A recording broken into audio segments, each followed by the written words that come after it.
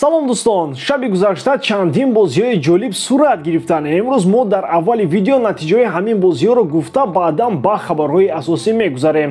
Яке аз доруҳои асосии футболи Аврупо дерби дела Мадонина ба ҳисоб мерафт. Рақобати дастҳои Интер ва Милан ҳамеша диққати зиёдро ҷалб мекунад. Милан бо мушкилии зиёд дар хатти дифоъ ба бозӣ омад. Интер бошад фаворит шумурда мешуд. Аввалтар аз ҳама Перешиш ҳисобро кушод. Нафаре ки бозиро ба пуррагӣ дигар кард Оливер Жиру мебошад.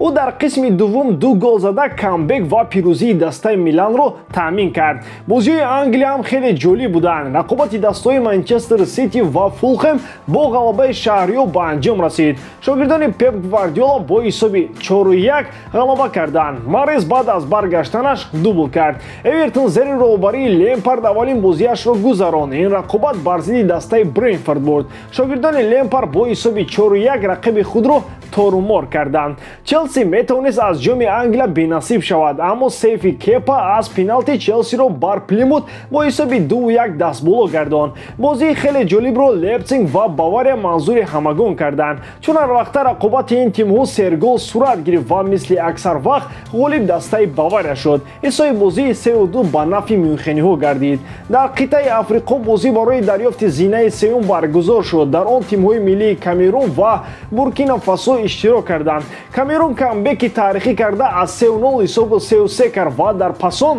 дар пеналтиҳо ғалаба намуда медалҳои биринҷии ҷоми миллатҳои Африқоро соҳиб гардид. Акнун хабарҳои дигари футболро пешниҳоди шумо мекунем. Аввалтар аз ҳама шумо дӯстон лайк, комментария ва дар канал обуна шуданро аз ёд набароред. Мо бошем ҳар рӯз ба шумо видеои нав тайёр карда пешкаши шумо мегардонем. Акнун дар ягон ҷо ба ҳазур шунед, мо бошад сар мекунем. дӯстон, футболи дастаи баргашт ва ин маънои онро дорад ки моро то рақобатҳо интизор аст. Қаҳрамони ҳозираи Франсия Лил қувваи худро бо ПСЖ месанҷад. Дар Бундеслига Боруссия Дормунд Байерро пешвоз мегирад.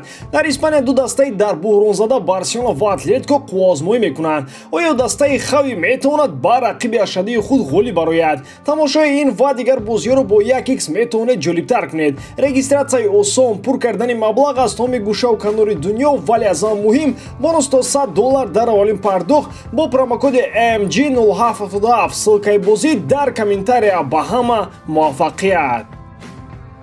вақтҳои охир дар хатти дифои дастаи Барселона мушкилиҳои хеле ҷиддӣ дида мешаванд. ҳар боре ки роҳбарияти Барса кӯшиши харидани як дифоъгари бомаҳоратро мекунад, ҳамеша ноком мешавад. мисоли охирини ин гуфтаҳо метавонад Гарсия шавад. ин бозингарро аз Сити бо потенсиали бузург ба Каталония оварданд, вале ӯ то ба ҳол ба сатҳи нав баромадан наметавонад. вале гап сари ӯ намеравад. Гарсияро ҳамчун мисоли интихоби нодурусти хатти дифоъ овардем. аммо як нафаре ҳаст ки гуноҳҳои зиёди ҳимоятгарони дигари каталониёро мепӯшонад.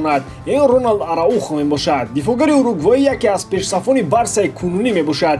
ӯ хатти дифоъро хеле хуб идора мекунад. барои ҳамин аз кишвари Англия дастаи пайдо шудааст ки мехоҳад Араухоро аз офтоби дурахшони Барса бенасиб карда ба хунукӣ ва боронҳои шадид сер кунад.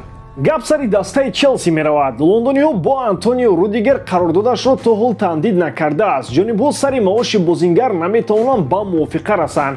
муҳлати шаҳрномаи дифоъгари олмонӣ тобистони соли ҷорӣ ба итмом мерасад. лондониҳо мавқеи Рудигерро маҳз бо Араухо пур карданиянд. дар Лондон ваъда медиҳанд ки ба фарқ аз Барса Араухо 2 маротиба маоши баландтар мегирад. тобистони соли гузашта роҳбарияти Барса нияти тамдиди қарордоди ҳимоятгарро карда буд, вале он вақт аз ҳама муҳим шаҳрномаҳои Педри ва Ансу Фати буданд. эҳтимоли кӯшиши навбатии каталониҳо барои тамдиди шаҳрномаи Араухо самар меёрад. қарордодаш бо Барса то соли 2023 амал хоҳад кард. Серж Гнабри ва дастаи Бавария наметавонанд шаҳрномаи навро имзо кунанд. моҷарои асосии маоши футболбоз мебошад. гап сари он аст ки Гнабри мехоҳад ба андозаи Кингсли Коман ва Лерой Сане маблағ ба даст орад. футболбозони номбурда тақрибан 15 миллион дар як сол кор мекунанд. Серж Гнабри ҳам ба ҳайси яке аз футболбозони бо маҳорати даста мехоҳад қарордоди наваш аз ҷиҳати молиявӣ ӯро қаноатманд гардонад. муҳлати шаҳрномаи кунунии Серж то соли 2023 амал мекунад. агар Бавария ва бозингари олмонӣ ба мувофиқа нарасанд, дастҳои дигари топ дар Аврупо бо ҷону дил ва дар оғӯши гарм Гнабриро пешвоз мегиранд. инҳо Реал Мадрид, Манчестер Юнайтед, Барселона, Манчестер Сити мебошанд. ҳама ин дастҳо дарк мекунанд ки мақсади Серж рафтан аз Бавария нест. худи футболбоз чандин маротиба ба наздикону пайвандонаш гуфтааст ки дар Мюнхен ҳамаи чиз ба ӯ писанд мебошад. сармураббии даста Юлиан Нагельсман ҳам тарафдори он аст ки Гнабри дар сафи рекордсмайстер боқӣ монад. ҳама ин аз Лерой Сане оғоз гардид. баъд аз он ки футболбози мазкур дар Бавария соҳиби маоши баланд шуд, ҳамакнун ҳамаи бозингарон яке паси дигаре музди меҳнатӣ чун Сане талаб хоҳанд кард. сабаби рафтани Алаба маҳз ҳамин масъалаи молиявӣ буд ки ба ӯ маоши баландтар намедоданд. ӯ ҳам то охир дар ақидааш устувор монд ва аз шартномаи пешниҳодкардаи Бавария даст мекашид. дар натиҷа кор то ба он ҷо расид ки ӯ ба ҳайси агенти озод рӯи Мадридро пеш гирифт. чунин қисмат метавонад Гнабриро ҳам интизор бошад.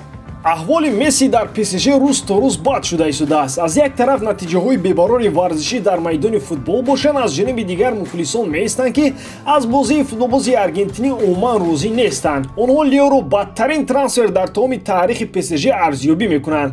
мисоли охирини ин гуфтаҳо ҷоми Фаронса мебошад. дастаи шаҳри Париж аз Ницца шикаст хӯрд. баъд аз ин рақобат мухлисони ПСЖ ба қару ғазаб омада дар сомонаи Твиттер бархе аз онҳо рӯшад андешаҳои худро баён доштанд. яке аз онҳо чунин ишора кард: мо метавонистем дар ин бозӣ дар вақти асосӣ ғалаба кунем, вале мушкилии асосӣ дар худписандии Месси буд. ӯ ҳеҷ касро дар майдон намебинад. мухлиси дигар бо дарду алам чунин баён дошт: ҳеҷ гоҳ андеша намекардам ки ман ин гапро мегӯям, вале Месси дар ҳақиқатан дастаи моро заиф кард. трансфери бисёр ноком. мо бояд Роналдуро ба даста меовардем. ҳар қадар маоши бозингар камтар бошад, бозиаш ҳамон қадар беҳтар аст. мухлиси дигар Месси ва Роналдуро бо ҳам қиёс намуд ва навишт ки Месси одате дорад. ҳама бояд дар майдон барои бозии хуби ӯ хизмат кунанд. Роналдо ин тавр нест. ӯ дар ҳар даста ва ҳар чемпионат мавқеашро пайдо мекард. таъсири ӯ ба бозӣ дида мешавад, аммо Месси баръакс моро ба қафо мебарад. мухлиси дигар: Месси ҳеҷ чиз ба ПСЖ намедиҳад, ӯ танҳо бозиамонро заифтар мекунад. гол дар бозии мавсим ин шармандагист. як тарафдори дигари дастаи шаҳри Парижам Роналдоро болотар шумурд. дар сину соли Месси Криштиано дар серия А ба дарвозаи дастаи Интер, Милан ва Ромову дигарон 30 гол мезад. шумо тасаввур кунед ки ӯ дар Лига 1 ба дарвозаи Нантову Бресто чӣ қадар гол равон мекард. корбари дигари Твиттер Мессиро бо он гунаҳгор кард ки бо ӯ ПСЖ мухлисонро аз даст медиҳад.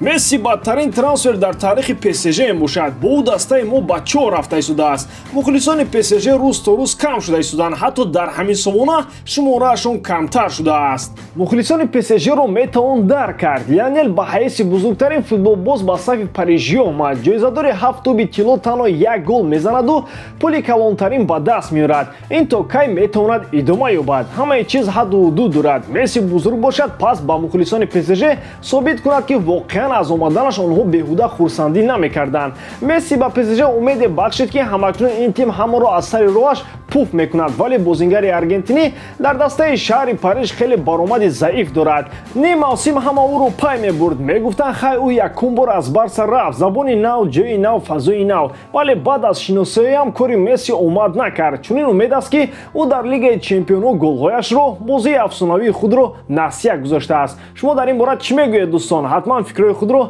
дар комментария нависед. ба ҳамин тамом бовар дорам ки эҷодкории ман ба шумо писанд меояд. лайк, комментария ва дар канал обуна шуданро аз ёд набароред. бо шумо мисли ҳар вақта Муҳаммад Гайров. хай бародарон, дар паноҳи Аллоҳ.